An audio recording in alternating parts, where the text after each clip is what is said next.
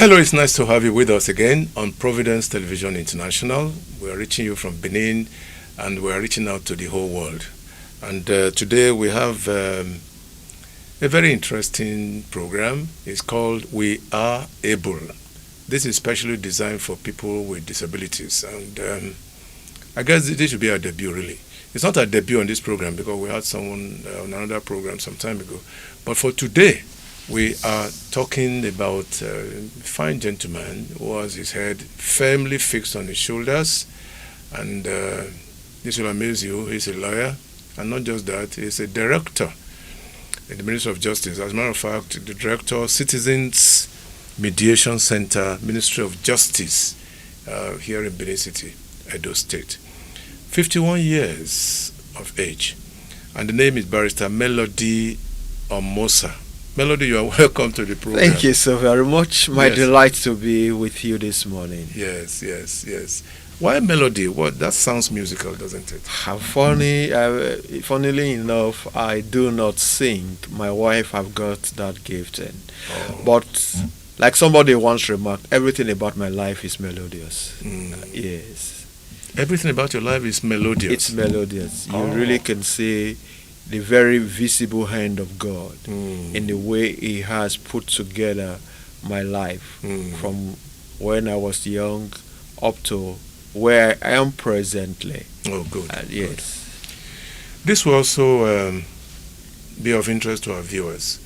This gentleman is visually impaired, and not just that, it's an executive director, Network for the Advancement of People with Visible Disabilities. The acronym for that is NAPVID. Okay, that's what you are saying there on the screen. Network for the Advancement of People with Visible Disabilities. But let's talk quickly about what you do at the Ministry of Justice. A lot of people may not have heard about Citizens Mediation Center. What's it about? Thank you so much. The Ministry of Justice has a department or agency of government is primarily about upholding the cause of justice from the point of view of government, in this case the Edo State government.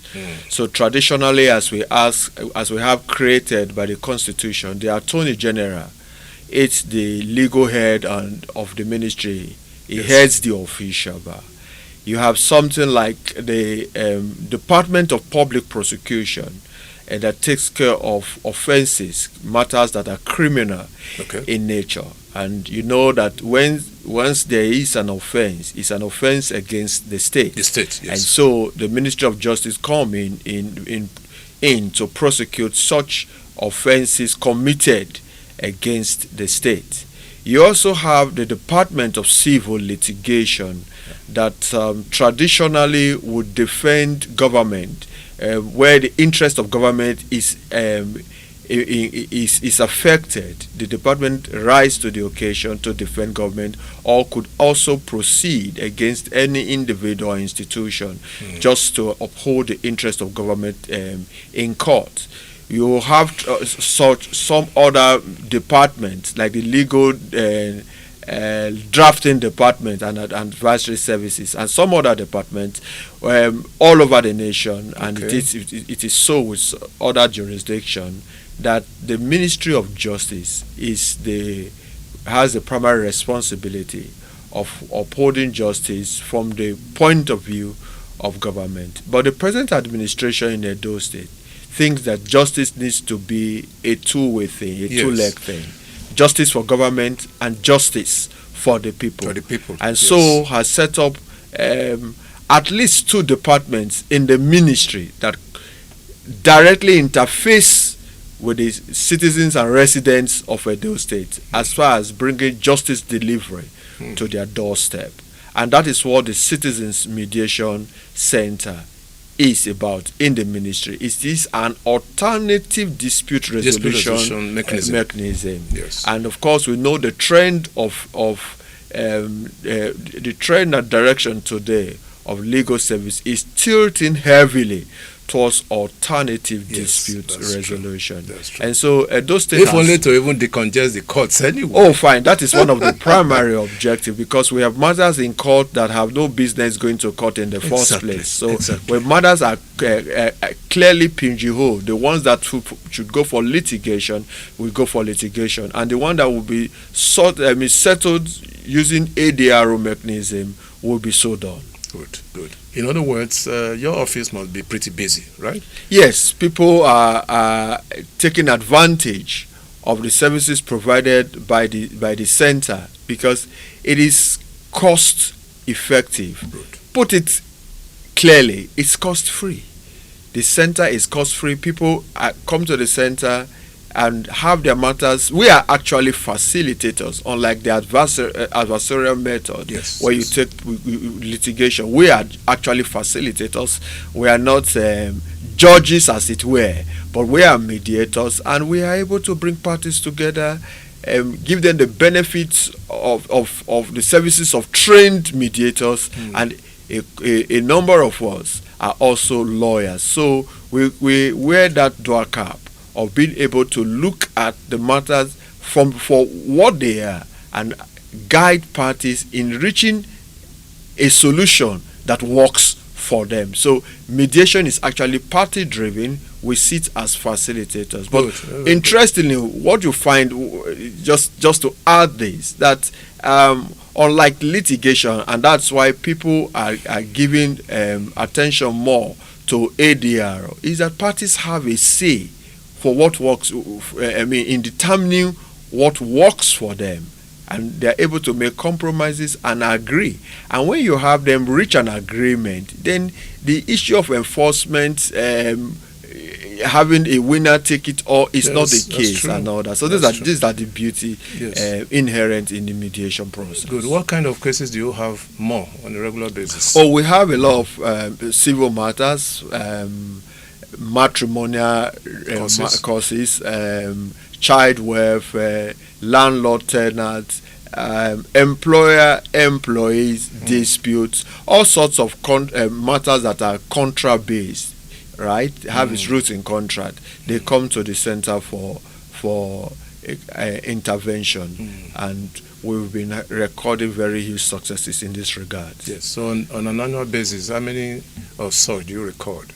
Oh, well, as at the last scan, we have over 150 annually matters reported to the center. Good. And some of them are referrals from the court system. Oh, really? Oh, yes. Oh, that's a good one. That's Yes. a good one.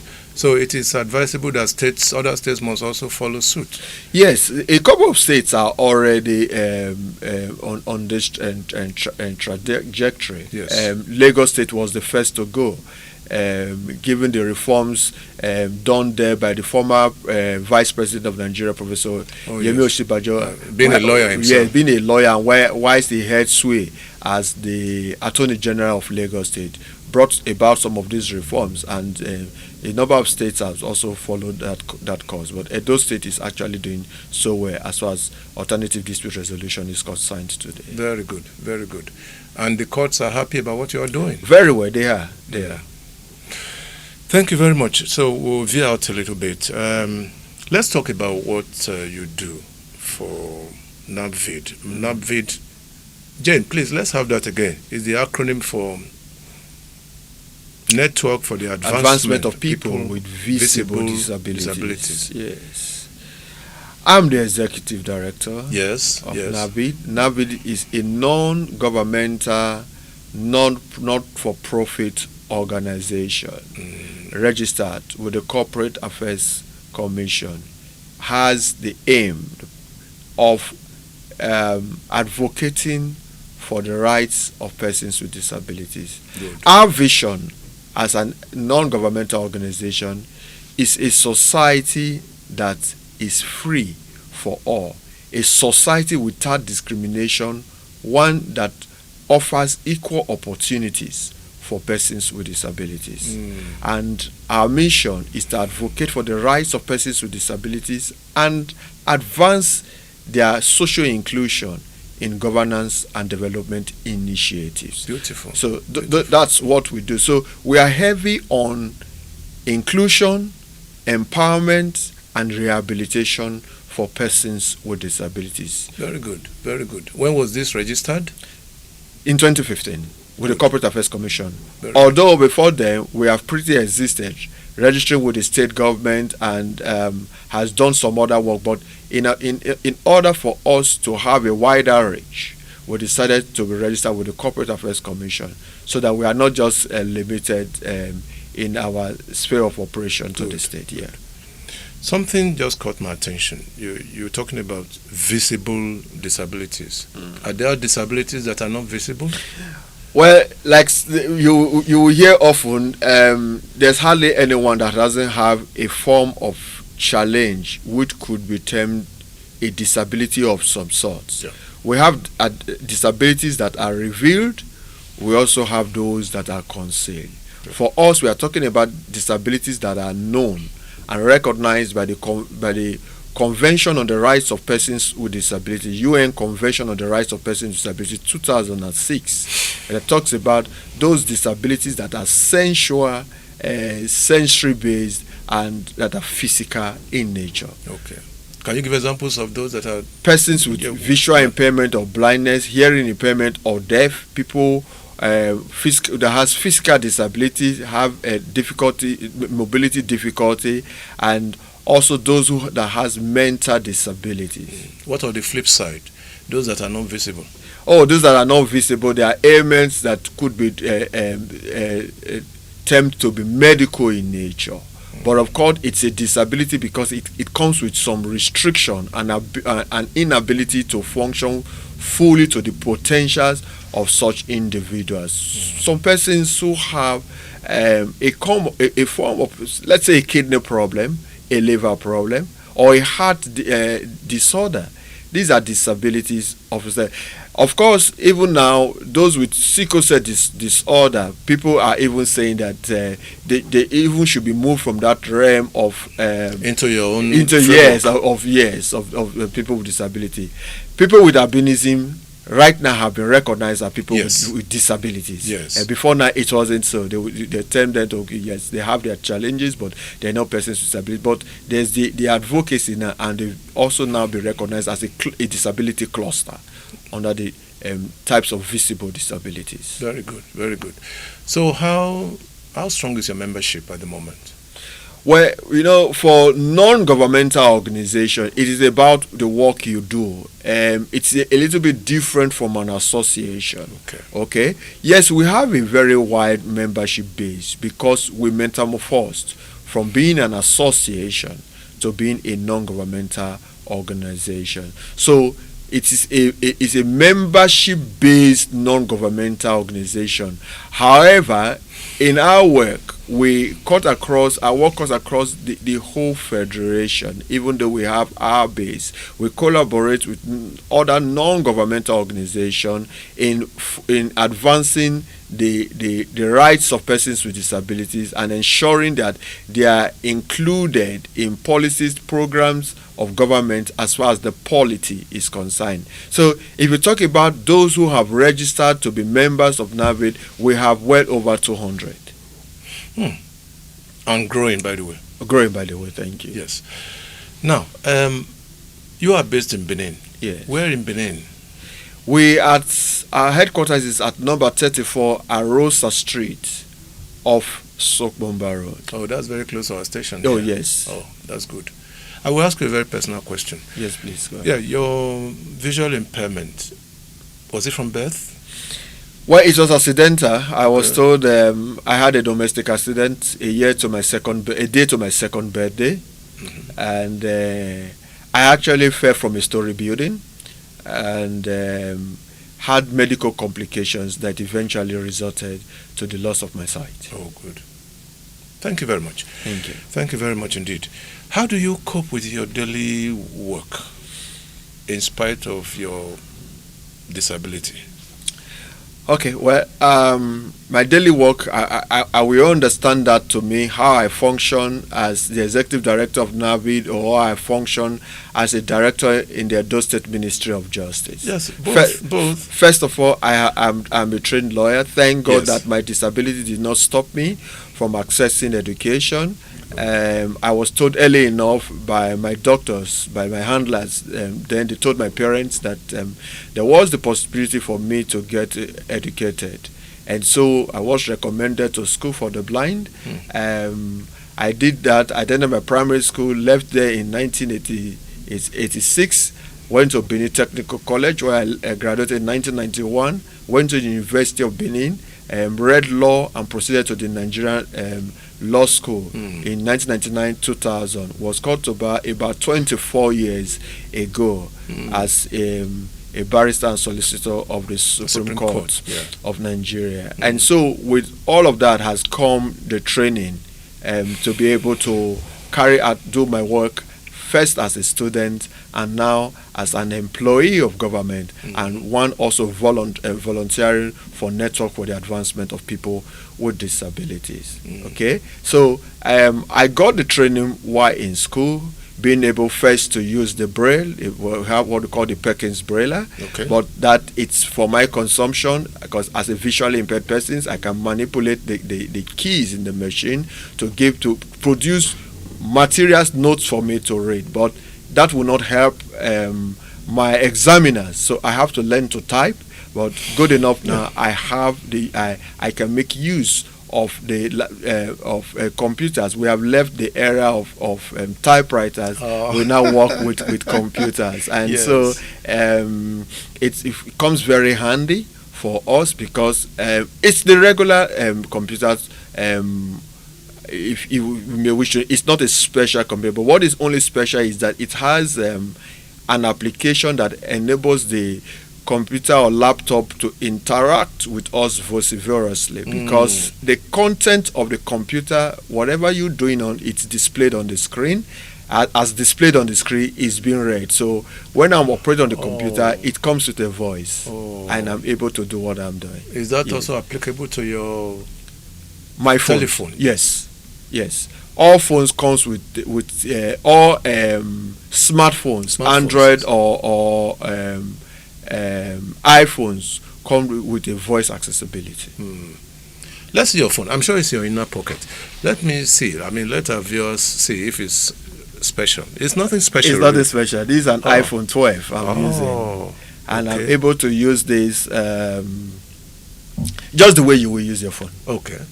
Just the way you will, because it talks. If you want me to activate it now, I can do that very quickly. Oh no! No, don't bother. Okay, don't bother. Thank you. How do you access names? Have it. Can I have it? Yes. Thank you very much. How do you access names of callers on the phone? Yes. Oh, when a call comes, like I said, just as it displays on your phone, with the aid of the voiceover, it mentions the name of the caller. If it's a contact saved in my phone, if it's not, it just mentions the number that is calling. And so I know that this is not a contact in my phone. And if I also want to call, I go to my contact and bring out the person I want to call. Really? That's amazing. Anyway, we thank God for His mercy. Let's talk about Navvid. Okay. Yes. What do you want government to be doing for you? All right. Like I said, we are very strong on inclusion. Yes. Because we believe that a society that is fit for one should be a society that is fit for all. Our society, unfortunately, is structured to do torture to persons with disabilities. And I'm glad that we are waking up to that reality. And at the national and state level, we now have a persons with disability law in place.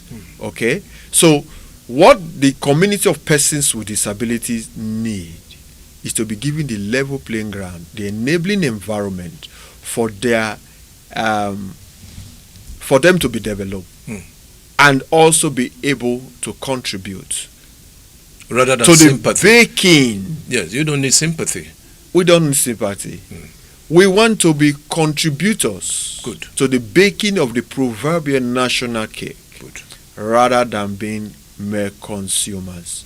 We are glad when we are able to bring to the table. I get calls every day, people appreciating me for my work. The prayers I have received, people that don't even know that I have a disability. The prayers I have received for my modest contribution to society is enormous, and it's on a daily basis. So I'm doing my bit, contributing my quota to society. I'm able to do that, sir, because my skills, my raw skills were developed. Good. My innate abilities were enhanced. I was trained and properly trained. So what we need for everyone with a disability is to get education. We need them to be educated. Of course, we have schools that are free, but we actually price the education because it is an equalizer between one with a disability and one without a disability. It bridges the gap. Yes. So for us, we go for education, which puts us on the same pedestal with those without disability and gives us the opportunity to contribute our quota to society. Beautiful. Congratulations to you for a job well done. Thank you so very much. But do you have a bias for the physically impaired as you go along your daily routine? Do you have a bias as against other people who are disadvantaged? No. My advocacy cuts across all clusters and shades of disability. Good.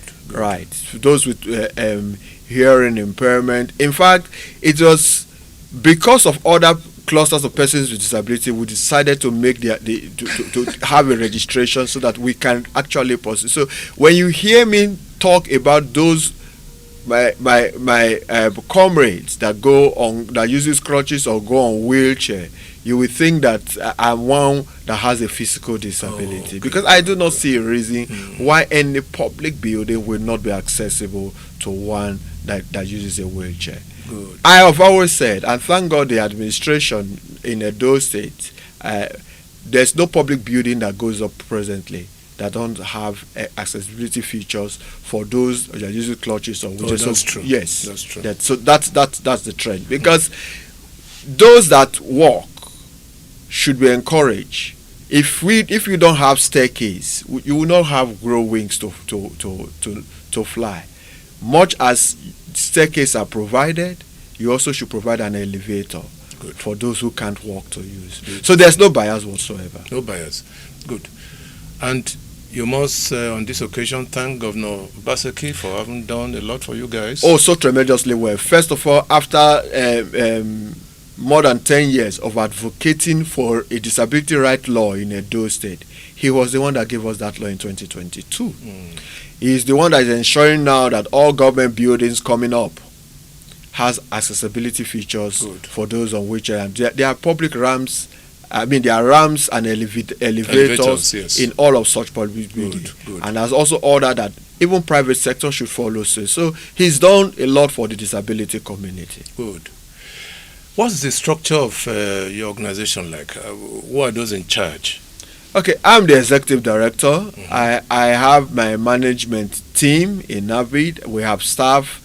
We have volunteer advocates with NAVID. We have members. We also have a board of trustees. We have a board of trustees headed by Honorable Peter Isibo, retired. Honorable Justice Peter Isibo, retired, former president of the defunct Customary Court of Appeal. He is the chairman of the board of trustees of NAVID. Good. We also have a one-time chief medical director of the Uselu Neuropsychiatric Hospital, Dr. Mrs. Olabisi Ihenye. Good. Yes, she's a member of the board of trustees. Good. We have Dr. Osaige Obayuwana, a known human rights activist and former Attorney General and Commissioner for Justice in Edo State. Good. He is a member of the board of trustees of NAVID. The present Vice Chancellor of the University of Benin, Professor Lillian Salami, is a member of the board of trustees of NAVID. and the former executive chairman, one-time executive chairman of Edo State Internal Revenue Service, and also a one-time executive secretary of the Joint Tax Board of the Federation, Chief Saoseni Elama, is a member of the Board of Trustees of NAVID. So these are the members of our board. The board. Yes. And they are all very active? Very active. Good, good. So thank you very much, Melody. Thank you so much. Thank you. How do you talk about funding for your organization? Well, we reach out to potential funders with our projects. We have our work plan every year. We have a 3-year strategic goal, what we want to see happen in the next 3 years. And based on that, we solicit for funders. Okay? But the funds are not coming as really they should. Okay. Given what is available and what needs to be done, there is a huge gap. Even though we have made some progress, I dare say modest progress, in intervening in the education, we sponsor a number of persons with disabilities in school, from primary to tertiary. Okay. We have seen a number of them through school. We have lawyers who have been trained by NAVID, because we have an education, a NAVID education trust fund for that purpose. Because for us, money should not be a reason why one with a disability will not be able to access education. And of course, materials needed by persons with disability are expensive. It takes you more than 3 times what you need to train a child without disability. That is true. Yeah. That is so a lot of money is required. Also, for persons with disabilities, they need to stay very close to school. So coming in with residential accommodation is important for them. Okay? So all of this cost a lot of money. And so we are heavy on that. We also have been involved in livelihood for persons with disabilities, training them, those who have gone through school, or those who cannot even access formal education as a result of their age. We train them in the craft of choice, and at the end of the day, empower them with materials to start to be independent, to start their businesses. We set them up. We have set a number of persons with visual, hearing, and physical disability in businesses. Okay. And I'm glad that a number of them are doing well, standing on their own, because we believe in what you can give. People should look at you based on what you can contribute.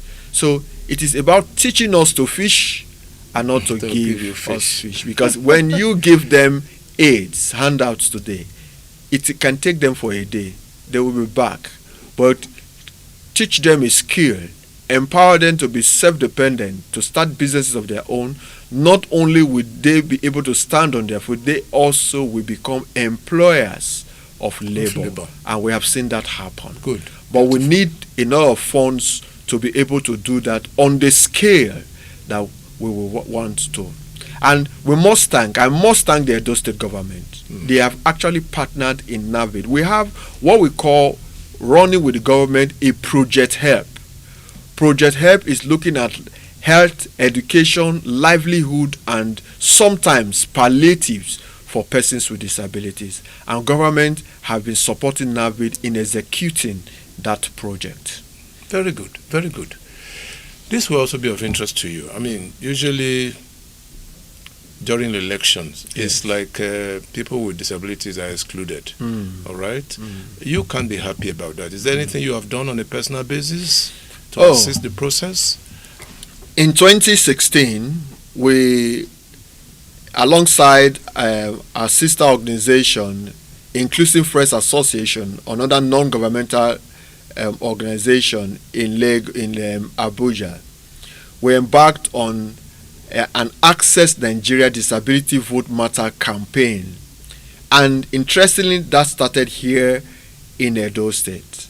The first thing we did was to do an accessibility audit with the 2016 governorship election that happened some 8 years ago. We did an accessibility audit in Edo and Ondo State to find out how accessible was polling station, polling units, and polling materials to persons with disability. Reports showed from that scientific study that we carried out, that was commissioned that year, that the polling stations, polling units, and polling materials were 77% inaccessible to persons with disabilities. So less than 30% of persons with disabilities who are willing to participate in election have the possibility of participating independently. Okay, so we launched that report in 2017. The present INEC chairman just came into office then. He was present at the launch in Abuja, and he promised that he was going to collaborate with us. How far have they done that? Okay, first, for the hearing impaired, on the 14th of July 2018, during the Ekiti governorship election, a written code instruction with infographics was launched, and that is to be deployed to every polling unit. What it means is that, when you come on election day, the polling officer will explain to voters the procedure that was going to be. But for one with hearing impairment, will not hear what the PO, the presiding officer, will say on that day. So there is a written code instruction with infographics pasted in a visible place around the polling unit, where you will clearly see step-by-step explanation with infographics, like I said, telling you what you need to do and how the process will be run. So if you don't have, if you are one with a hearing impairment, you are able to follow the process. Okay. Because it is not possible for INEC to, in the case of Edo State, for instance, where we have more than 4,000 polling units, deploy sign language interpreters to all of these polling units. So that is the way. So that was, like I said, piloted in 2018 with the Ekiti election, and that is presently one of the materials that INEC distributes for every election, whether general or off-circles election. Same here. On the 18th of September in Osun, the Osun governorship election, INEC deployed the Braille ballot guide. If I know that you were going to ask this question, I would have come with one. Right, for you to see. Deployed the Braille ballot guide for blind and visually impaired voters to use. It's a guide that gives us access to the ballot paper itself. Really? It is inserted into the Braille ballot guide. Ballot paper is inserted into the Braille ballot guide with openings on the part where you have the party logos, where thumb printing would be made. Okay, you have it is perforated. There are openings there. But just before the perforated place, there is a Braille sign giving the description of the party or the letters of the party. So, for instance, in Edo State, APC, PDP, Labour, and other parties, you will clearly, when you take the Braille ballot guide, you fix your finger, you place your finger as a visually impaired person, you see the party of choice.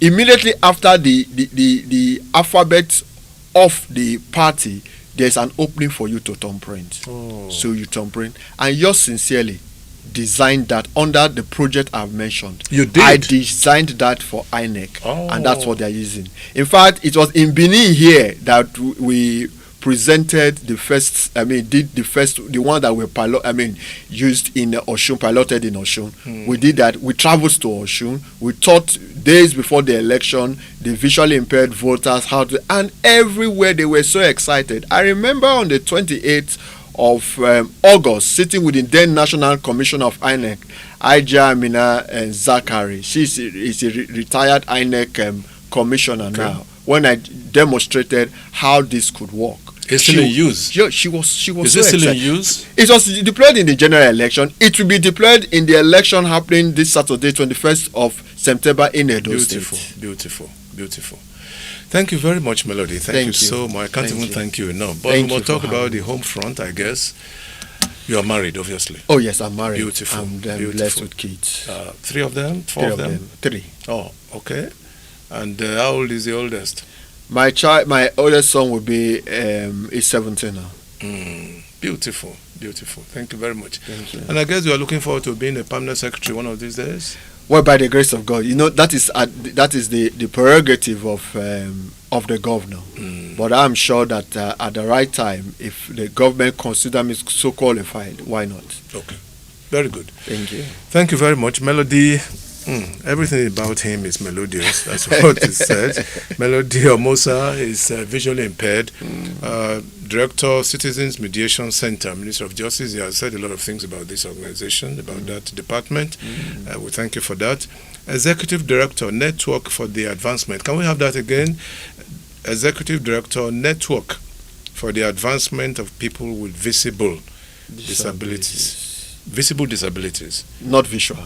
No, not visual. Visible. Not visual, visible disabilities. Visible disabilities. Yes. So thank you very much. And the acronym for all of that is NAPVID. Yes. It was registered in 2015, and they're still on the road. Thank you very much. Handshake. Yes. Thank you so very much. Thank you. Thank you for having me. Yes, thank you. God bless you. Thank you. And God bless all the people who are visually impaired. Yeah.